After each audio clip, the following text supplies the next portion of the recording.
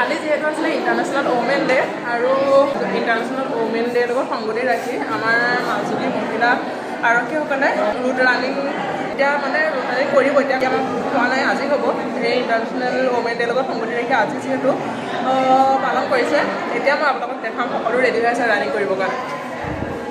কি কৰিমা বিউটি বাইদেউ এফালে এতিয়া ৰুট মাছৰ কাৰণে আমাৰ সকলো ৰেডি হৈ গৈছে যিহেতু কালি হ'ব লাগিছিলে আমাৰ ৰুট মাছটো কালি আছিলে ইণ্টাৰনেশ্যনেল ওমেন ডে কালি আমাৰ ৰুট মাছটো কৰিব নোৱাৰিলে কিবা বিশেষ কাৰণত আজি আমাৰ ৰুট মাছটো কৰিছে সেই